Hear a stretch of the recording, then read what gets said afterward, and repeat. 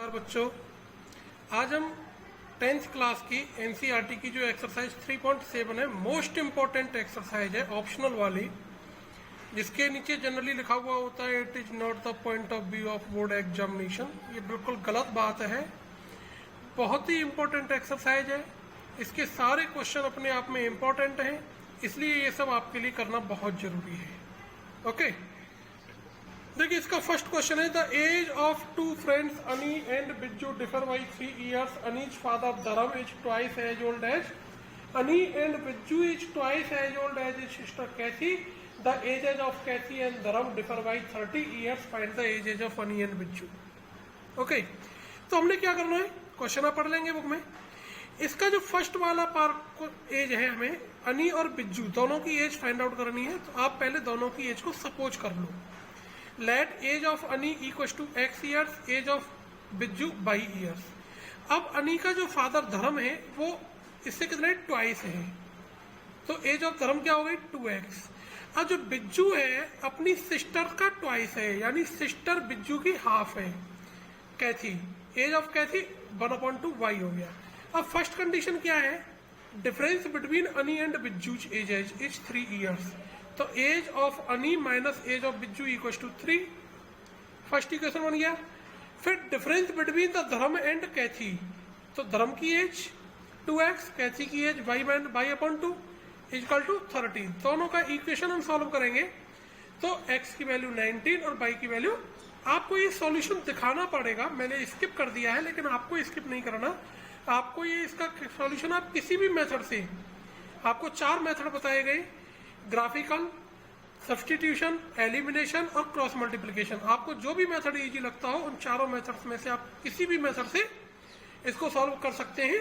तो value of x 19, value of y 16, since age of Ani 19 years, age of बिज्जू 16 years।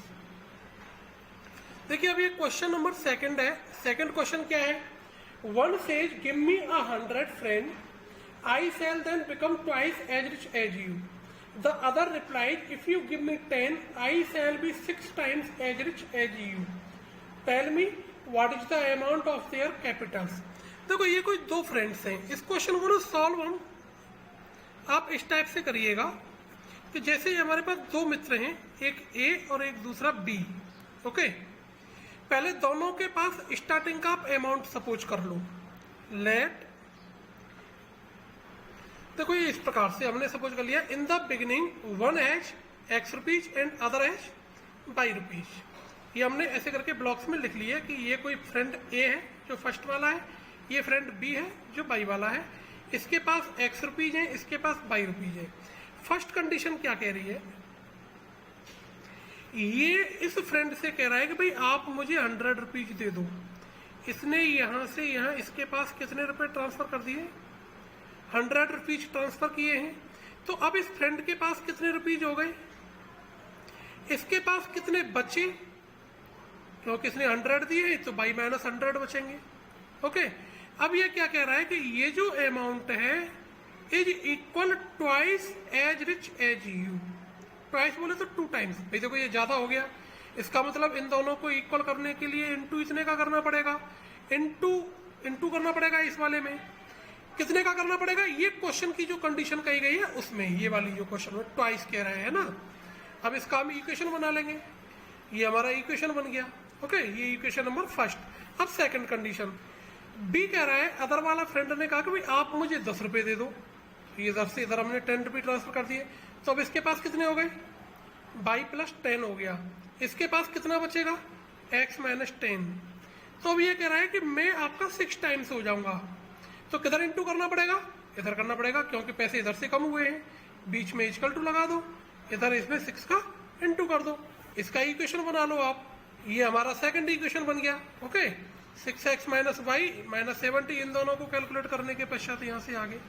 ठीक है, अब फर्स्ट और जो हमारा ये इक्वेशन नंबर फर्स्ट बना है, इसको और सेकंड इक्वेशन को, दोनों को आप किसी भी मेथड से सॉल्व कर लो। सॉल्व करने के बाद x की वैल्यू 40 एंड y की वैल्यू 70। क्लियर, इस प्रकार से ये दोनों का सॉल्यूशन। अब देखो बच्चों, क्वेश्चन नंबर थर्ड क्या है, a train covered a certain distance distance क्या है यहाँ पर फिक्स रहेगी, है ना। At a uniform speed if the train would have been 10 kilometre per hour faster it would have taken 2 hours less than the scheduled time. Time भी यहाँ पर फिक्स है ना, जो अपना पहुंचने का टाइम है। And if the train were slower by 10 kilometre per hour it should have taken 3 hours more than the scheduled time. Find the distance covered by the train. तो यहाँ देखो कम बढ़ती कौन हो रहा है, स्पीड बढ़ रही है, टाइम कम हो रहा है। स्पीड घट रही है, टाइम बढ़ रहा है, लेकिन डिस्टेंस हमारी फिक्स है। मान लो कि आपको जयपुर से दिल्ली जाना है, ये आपकी डिस्टेंस फिक्स है। स्पीड बढ़ेगी तो टाइम कम लगेगा, स्पीड कम हो जाएगी तो टाइम बढ़ जाएगा, लेकिन डिस्टेंस वही रहेगी। तो हमने क्या किया है, स्पीड सपोज कर ली स्टार्टिंग में x kilometre per our, time suppose कर लिया y आर, तो डिस्टेंस कितनी हो गई हमारी x y।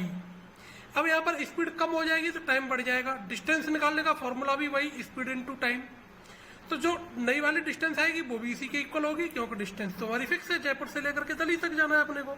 ओके, अब देखो आप ये फर्स्ट कंडीशन क्या है, देखो अब न्यू स्पीड क्या हो गई है, 10 किलोमीटर पर आवर फास्टर हो गई स्पीड, तो हमने प्लस कर लिया, तो टाइम सिंपल सी बात है कम लगेगा, है ना। लेकिन डिस्टेंस तो वही रहनी है, जयपुर से दिल्ली तक की डिस्टेंस का फॉर्मूला वही, new speed into new time. तो ये वाली जो डिस्टेंस है कितनी, वही है एक्स वाई जो स्टार्टिंग में थी। डिस्टेंस में तो कोई फर्क नहीं होना है, दोनों की हमने कंपेयर इक्वल में पुट कर दी। इनका इनटू करने के बाद ये इक्वेशन बन गया। सिमिलरली हम सेकंड इक्वेशन बनाएंगे। ओके, देखो ये हमारी सेकंड कंडीशन है, new speed equal to this, new time equal to this, तो distance speed into time. But distance तो वही है, हमें जयपुर से दिल्ली तक जाना है, स्पीड हमने घटा दी थी तो टाइम ज्यादा लगा था, बस अंतर इतना है। कंपेयर करा दिया, इक्वेशन बन गया। दोनों को आप किसी भी मेथड से सॉल्व कर लीजिए, इक्वेशन फर्स्ट एंड सेकंड को। मैंने सॉल्व किया एलिमिनेशन से, तो मेरे आंसर ये आ गए, आंसर विल बी सेम।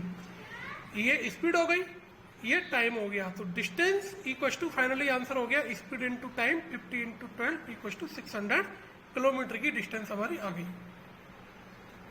अब देखो बच्चों क्वेश्चन नंबर 4 क्या है, the student of a class are made to stand in rows, if 3 students are extra in a row there would be 1 row less, 3 student are less in a row there would be 2 rows more, find the number of student in the class.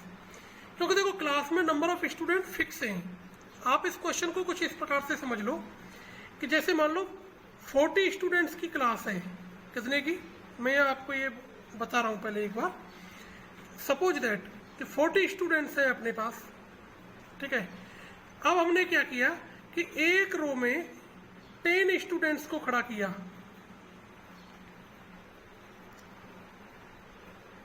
Okay. ये हमने 10 students को खड़ा किया, तो हमारी number of रोज कितनी बनी है 4, 1 2 3 और 4 रोज बनी है। यदि मैं एक रो में 8 स्टूडेंट खड़े कर दूं, तो यदि मैं 8 स्टूडेंट खड़े करता हूं तो फिर कितनी रो बनती है 1 2 3 4 5। क्लियर। ये जो क्वेश्चन है, इससे जो पहले वाला क्वेश्चन था ठीक इसी प्रकार से है, स्पीड और टाइम वाले। स्पीड बढ़ेगी टाइम घटेगा, स्पीड घटेगी टाइम बढ़ेगा। ऐसे ही यहाँ पर 1 रो में नंबर ऑफ स्टूडेंट कम होंगे तो नंबर ऑफ रोज बढ़ जाएंगी, लेकिन स्टूडेंट्स की संख्या तो वही है, 40 यहाँ पर स्टूडेंट्स हैं और 40 स्टूडेंट्स यहाँ पर हैं। इस वाली सिचुएशन में नंबर ऑफ स्टूडेंट्स में तो कोई कमी नहीं आई ना। तो ऐसे हमने क्या किया, number of student in each row, starting में हमने सपोज कर लिए x और रोज हमने सपोज कर ली y स्टार्टिंग की, तो total number of student, number of rose into number of student in 1 रो, है ना। 4 रोज है, एक रो में 10 स्टूडेंट तो 40 हो गए, 5 रोज है 8 हो गए तो 40 हो गए, नंबर ऑफ स्टूडेंट तो वही रहेंगे। सेम कंडीशन यहाँ पर रहेगा। अब देखो अभी second condition, new number of student in 1 row x - 3, तो नंबर ऑफ रोज कितनी हो जाएंगी, क्योंकि 1 रो में स्टूडेंट्स की नंबर कम हो गई तो नंबर ऑफ रोज बढ़ानी पड़ेंगी। टोटल स्टूडेंट तो वही रहेंगे, रोज into number of student in 1 रो। ये सेकंड इक्वेशन बन गया हमारा, ठीक है। दोनों इक्वेशन को जब हम सॉल्व करेंगे तो सॉल्व करने पर ये x की वैल्यू 9 और y की वैल्यू 4, तो total number of student 9 × 4 = 36। Okay, ये ऐसे ही हमने फर्स्ट कंडीशन बनाई थी ना, नंबर ऑफ स्टूडेंट इन 1 रो +3 हो गए, 3 बढ़ा दिए तो नंबर ऑफ रोज ऑटोमेटिकली कम हो जाएंगी, है ना। तो y - 1 स्टूडेंट वही रहेंगे, this into this equal to x y जो स्टार्टिंग में थे। क्लियर? अब देखो क्वेश्चन नंबर 5 क्या है अपने पास। In triangle ABC angle C equal to triple of angle B and double of angle A and B. ठीक है, आप देख रहे हैं कि एंगल बी और ए और बी इनमें आपस में यह रिलेशन है।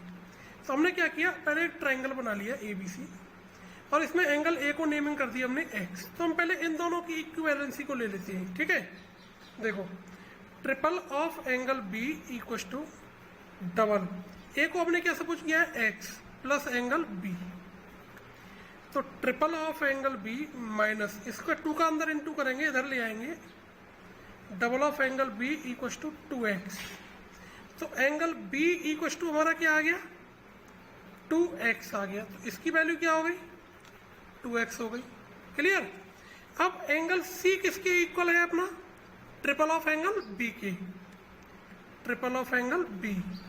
तो ट्रिपल इंटू और एंगल बी की वैल्यू हमने क्या सपोज कर ली, 2x। तो क्या हो गया ये 6x। तो ये क्या हो गया, इसमें आप एंगल सम प्रॉपर्टी लगा दो।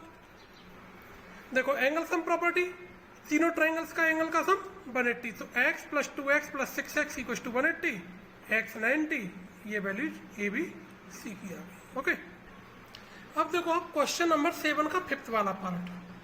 6th में आपका ग्राफ ड्रॉ करना है, उसे आपको खुद कर लेंगे।